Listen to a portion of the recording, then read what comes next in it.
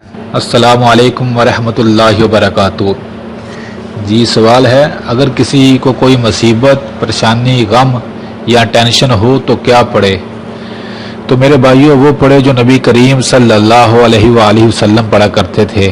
حدیث میں آتا ہے جب نبی صلی اللہ علیہ وسلم پریشان ہوتے تو پڑھتے اللہ اللہ ربی لا اشرک بہ شیئا۔ یہ بڑی بہترین دعا ہے۔ اس کا ترجمہ ہے اللہ اللہ میرا رب ہے، نہیں شریک میں ٹھہراتا اس کے ساتھ کسی کو۔ اس دعا کو پڑھیں، یہ بڑی بہترین دعا ہے۔ یا کسی بھی غم اور پریشانی میں وہ دعا پڑھیں جو سیدنا یونس علیہ السلام نے پڑھی۔ قرآن پاک میں اللہ تعالیٰ سورہ انبیاء میں فرماتے ہیں یاد کرو وَظَنُّونِ إِذْ ذَهَبَ مُغَاضِبًا فَظَنَّ أَن لَّن نَّقْدِرَ عَلَيْهِ فَنَادَىٰ فِي الظُّلُمَاتِ۔ یاد کرو سیدنا یونس علیہ السلام کو، جب وہ غم میں تھے، پریشانی میں تھے، تو انہوں نے کیا پڑھا؟ اللہ الہ الا انت سبحانک انی کنت من الظالمین۔ اس آیت کریمہ کو پڑھا۔ کیسے غم میں تھے؟ اندھیروں میں تھے، سمندر کی گہرائیوں میں تھے، مچھلی اور مچھلی کے پیٹ کے اندر تھے۔ انہوں نے وہاں اپنے رب کو پکارنا شروع کیا اور اس دعا کو پڑھنا شروع کیا، اور اللہ تعالیٰ اسی آیت میں فرماتے ہیں اس دعا کی وجہ سے اللہ تعالیٰ نے ان کے غم، پریشانی اور مصیبت کو دور کر دیا۔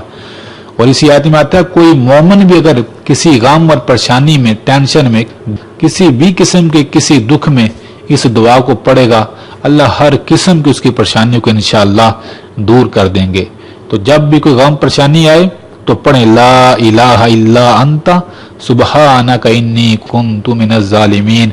اور اس آیت کریمہ کا ترجمہ بھی یاد رکھیں، کیونکہ کسی بھی لفظ یا کسی بھی وظیفے کا ترجمہ آتا ہو تو پھر کیفیت اور ہی ہوتی ہے۔ لا الہ الا انت سبحانک انی کنت من الظالمین، نہیں کوئی معبود اللہ کے سوا، وہ پاک ہے، بے شک میں ہی ظالموں میں سے ہوں۔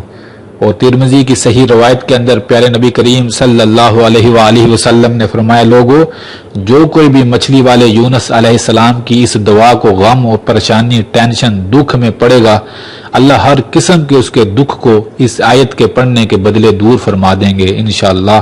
تو میرے بھائیوں، کوشش کریں جب بھی کوئی غم پریشانی آئے ان لفظوں کو کثرت کے ساتھ پڑھیں اور تھوڑا بلند آواز کے ساتھ پڑھیں۔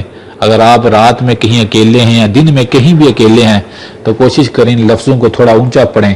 جب آپ ان لفظوں کو تھوڑا اونچی آواز میں پڑھیں گے تو یقیناً آپ دیکھیں گے آپ کے دل کی کیفیت بدلتی جائے گی۔ اتنا اونچا پڑھیں کہ آپ کے کانوں تک آپ کے ان لفظوں کی آواز جائے۔